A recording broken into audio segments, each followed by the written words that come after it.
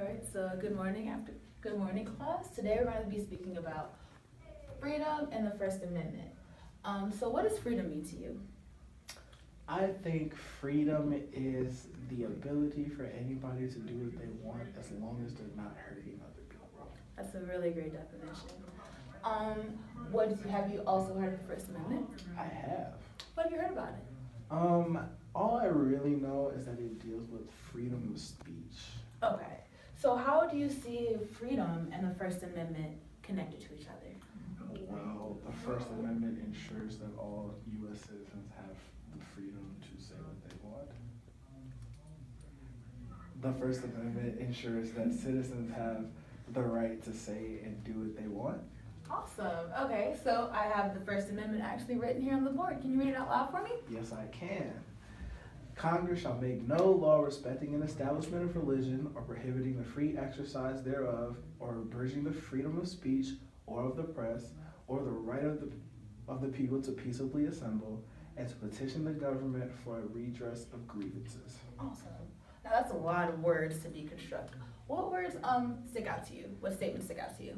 Well, I see respecting an establishment of religion. All right, we'll underline that. Prohibiting the free exercise thereof, or abridging the freedom of speech. Okay. The press. Mm-hmm. The right to peaceably assemble. Peaceably assemble. And petition the government. Awesome. All right, so what does this mean to you? How can you break this down into everyday terms that we can all understand? I would probably say that the First Amendment just basically breaks down all the freedoms that citizens have and all the freedoms that can't be touched by the government. All right, I like that. So also, when looking at the First Amendment, there are 5 freedoms that are explicitly mentioned in here. You already touched on most of them, but can you point them out for me? Okay, so we definitely have respecting an establishment of religion, so I'm guessing that's freedom of religion. Okay, yes. Freedom of speech. Yes. I knew that one. Freedom of the press. Yeah.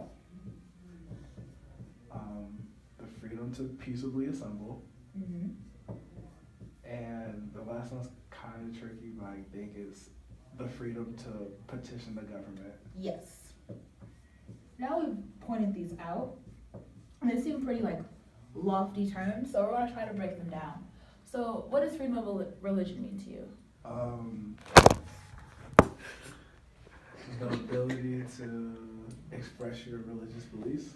Yes, and also freedom of religion is kind of broken up into 2 parts: the ability to practice whatever religion you want without hindrance from the government, and also the separation of church and state. Have you heard of the separation of church and state? I have, but I don't really know what it means. So the separation of church and state basically states that religious laws should not be implemented within legal laws and civil laws. So if you have a law that's explicitly related to a religious doctrine, it shouldn't happen because we have the separation of church and state, and that religion should have special influences over our government and civil liberties that we have in public policy. So, number 2, freedom of speech.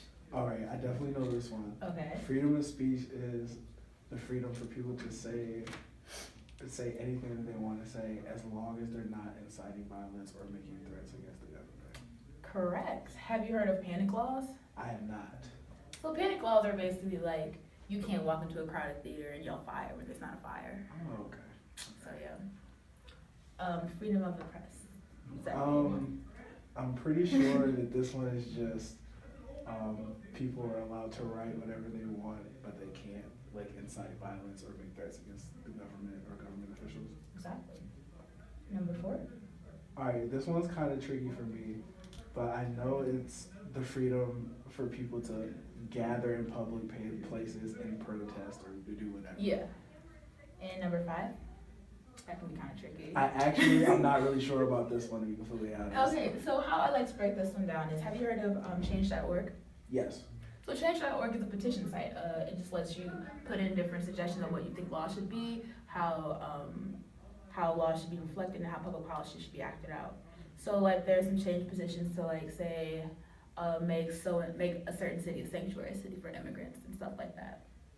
So the freedom of petition means that you can make suggestions to the government about what laws, or even if you don't like the laws, but without the government coming down on you or reprimanding you or enacting any punishment upon you because you like didn't agree with what they said. Okay. Awesome. So freedom of religion, can you give me an example? Kind of struggling. I guess I'm gonna say like, people being allowed to build a mosque. Yeah, that's a good and example. practice their religion in the mosque. Nice. Freedom of speech. Basically, I'm afraid for you to pretty much say anything without the government reprimanding you. Like people say crazy things on social media all the time. Can you give me an example? Anybody, people who are like, F the president and blah, blah, blah, stuff Okay. like that. That's a cool one. 3, freedom of the press. Just the press to say whatever, like report and say whatever they want. Can you give me like a specific example or Uh, specific publication? The New York Times, maybe. I know they print stuff. That's good. That's a good. I like that example. Freedom of assembly. Any protest that you see that lasts 6 months. Do you have a specific example of a protest? One that maybe you attended, you witnessed, you watched, you had friends or family watch? I attended a protest here at school. Oh, nice. That Okay. was nice. Awesome. And the freedom to petition. I'm lost on this one. Okay. Yeah. So if you sign a petition to, let's say, protect wildlife or to make sure Flint gets free clean water or something like that, to like change the pipes, that's a petition. Cool. So taking all this into account, why is this important? This is important because citizens need to know that the freedoms that are afforded in this country and what the government is allowed to do about it and what they're not allowed to do about it. Exactly. So how do you embrace the First Amendment in your own life, in your day-to-day basis? How do you see it operate? Well, I like to say a lot of things on social media, and without this amendment, I'd probably be in a lot of trouble. Okay. A lot of people are like that. Do you see any limitations to the First Amendment? Yeah, there's like, obviously you can't say anything that could cause harm or like cause people to want to commit harm to other people. Exactly. So given all of this, can you name me one thing that you've learned that you didn't know about the First Amendment before? Yeah, definitely. The whole entire petition, the government part of the First Amendment, I didn't even know was a thing. Okay. So do you see any petitions that you might start? Definitely the Flint one. Okay, Water. that's I a want good to one. get involved with that one. All right, cool. So I think that's where we'll end our class.